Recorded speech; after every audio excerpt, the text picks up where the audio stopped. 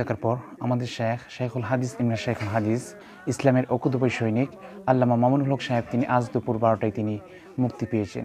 হুজুর তার 3 বছর বন্দি জীবনে যে পরিমাণ দুঃখ, দুর্দশা, ব্যথা এবং যন্ত্রণা তিনি সহ্য করেছেন, আমরা তার মুক্তির 5 মিনিটে তার চেয়ে বেশি আনন্দ এবং উৎফুল্লতা হয়েছি।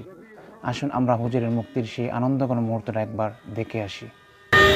নির্যাতনের যে শৃঙ্খলার পরিচালনা করা হয়েছিল তার আজকে কি প্রাথমিক অধ্যায়ের পরিসমাপ্তি ঘটল। আমরা স্পষ্ট ভাষায় বলতে চাই, আমাদের উপর জুলুম করা হয়েছে,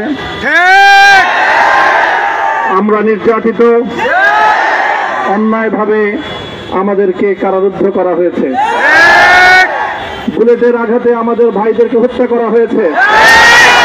আমরা যখন আমাদের সন্তানদের লাশ এবং তাদের রক্তমাখা বুলেট বিদ্ধ সেই মরদেহকে সামনে রেখে আমরা যখন আমাদের ন্যূনতম প্রতিবাদটুকু উচ্চারণ করতে গিয়েছি, তখন আমাদেরকে কারারুদ্ধ করা হয়েছে,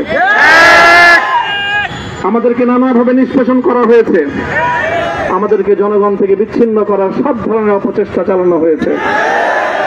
আমি আজ এই মুহূর্তে আমার এই মুক্তি উপলক্ষে আমি বলতে চাই, আমাদের উপর জুলুম করা হয়েছে, এটাকে আমরা সহ্য করে নিলাম। আমাদের ভাইদেরকে হত্যা করা হয়েছে, সেটাও সহ্য করে নিলাম। আমরা আমার সন্তানের লাশ কাঁধে তুলে নিয়েছি, সেটাকেও আমি হাসি মুখে বরণ করে নিলাম।